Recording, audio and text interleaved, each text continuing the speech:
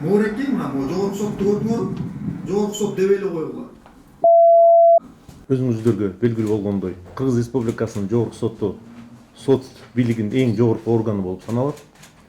Жарандардын кайрылуусу боюнча мыйзам тартибинде жергиликтүү соттордун соттук актыларынын, башкача айтканда чечимдеринин мыйзамдуулугун текшерет. Өзүңүздөргө белгилүү болгондой, Максутов Асылбек Сагынбековичтин кайрылуусу боюнча даттануу каралган. 28 февраль 2024 жылы жогорку соттун токтому чыккан.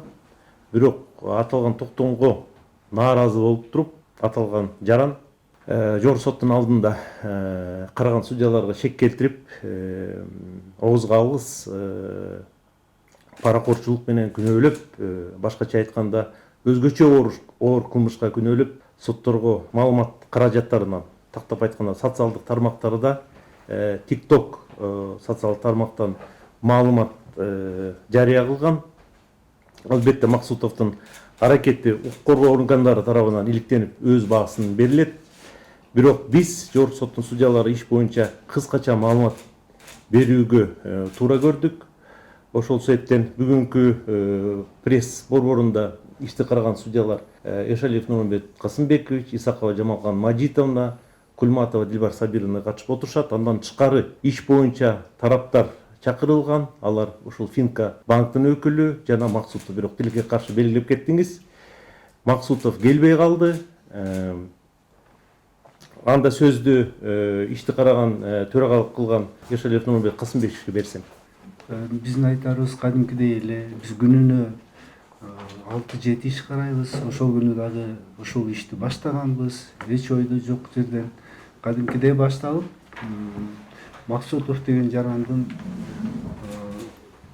Балыкчы шаардык сотуна жазган ишин, андан кийинки Ысык Көл областык сотуна жазган ишин карап, биз ага мыйзамдуу, негиздүү кылып баа берип, жыйынтыгын чыгарганбыз. Максутов ошондо эле кичине түшүнбөгөн ар кандай сурооду берди, бирок биз жооп бере турганда жооп бердик, жооп бербей турганда жооп берген жокпуз. Анан чыккандан кийин жанагыдай инцидент болуп кетти. Бул өтө уят иш болду. Ушул өзү юрист жигит экен.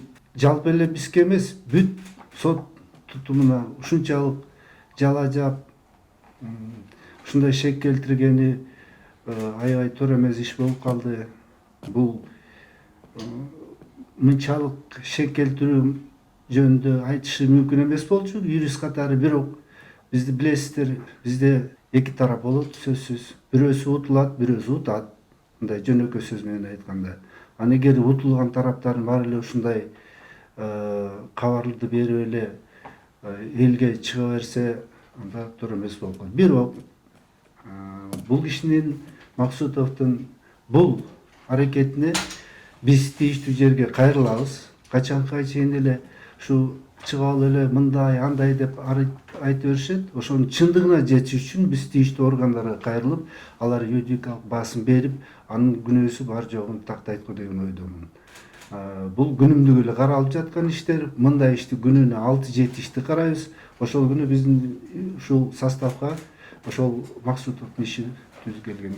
Эгерде сурооңуздар болсо, мен иск был предъявлен, значит, после освобождения его заработная плата не устраивала, и он начал писать, что дискриминирует якобы в других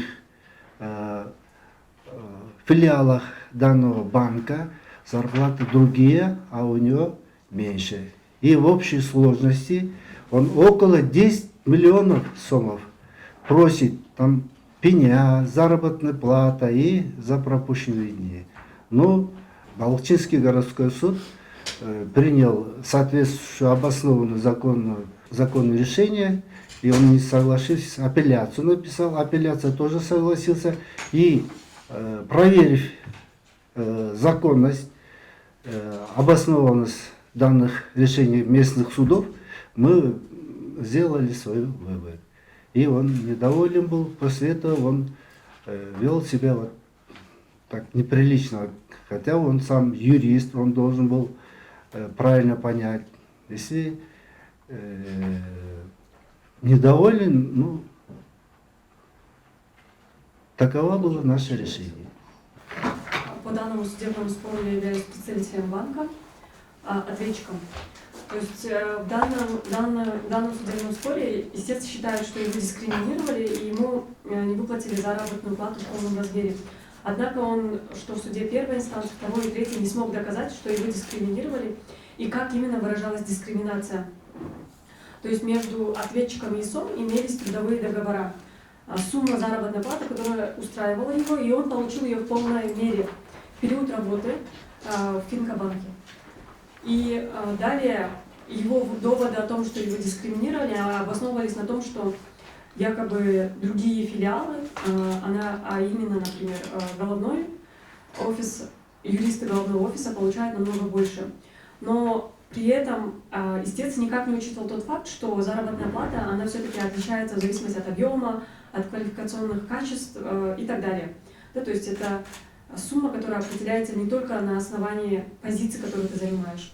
И, в принципе, в суде и первой, второй и третьей инстанции было детально исследованы все доводы, о которых говорил истец, и в том числе и мы в качестве ответчиков. Не было доказано, что его доводы были обоснованными, и в этой связи были приняты решения как суда первой инстанции, то есть Палчинского городского суда, далее уже определение Иркутского областного суда, и 28 февраля 2024 года Верховный суд Кыргызской Республики вынес постановление, в котором оставил в силе решение суда и первой, и второй инстанции. Мы считаем их обоснованными, законными, никак не нарушающими права истца. Здесь очень важно понимать, как уже сказали ранее, истец является по образованию, имеет юридическое образование и прекрасно понимает, с какими требованиями он обращается, и он прекрасно понимает, что он должен доказать те доводы, на которые он ссылается, однако этого не было не сделано ни в одном из судов. И в этой связи мы считаем, что суды приняли правильное решение. Что касается взятки и так далее, мы это опровергаем. То есть гражданин Максутов считает, что мы якобы давали какие-либо денежные средства, но важно учитывать тот факт, что сам Максутов не смог доказать те обстоятельства, на которые он ссылается. И он самовольно трактует нормы как гражданского законодательства, так и трудового законодательства.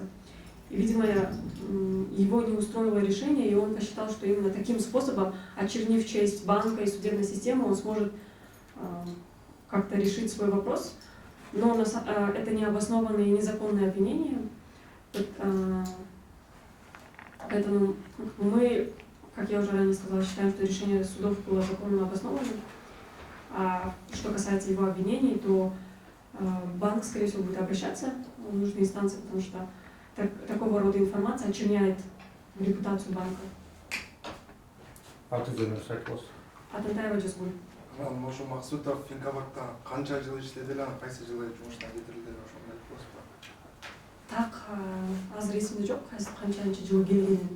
2022 жылы иштен сокращение болгондо. Было сокращение в банке, и он как раз попал под это сокращение. То есть было сокращение в филиале, в Балтийском филиале.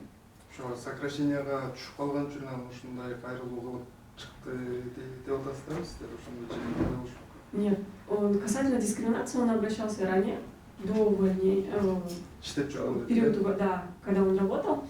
И увольнение, оно никак не было связано с этими исками и так далее, как он утверждал ранее. Как мы уже для судов первой, второй, третьей инстанции поясняли, что сокращение было принято банком в связи с определенными экономическими составляющими. И вопрос дискриминации, он никак не связан с его увольнением. То есть Максутов сам считает, что его дискриминируют, но при этом это никак не доказывает. То есть это его личное мнение, которое обосновано только на его доводах. Шынында могу конституцияда көрсөтүлгөн ар бир жарандын укугу жана милдеттери. Укук бир кишинин укугу башталып, ал бүткөн жерде экинчи жарандын укугу башталат. Экинчи жарандын укугу бузулушу мүмкүн. Ошол моментте дагы могу жарандар бизге келип эми жарандык иштер боюнча сөзсүз түрдө бир тарапы эгер макулдашууга эле келбесе бир тарабы утулат да. ошолор дагы биле жүрсө дейм да, сотторду бул жерде жаран эле тарап эле эмес, азыр эми сот системасына, бүткүл сот системасына карата ушундай сөз айтылды. Бул деген сот тутумунун абийирин кетирип атат да. Ошон үчүн биз буга бир өзүнчө чара колдонуу жөнүндө сөзсүз кайрылышыбыз керек деп ойлойм.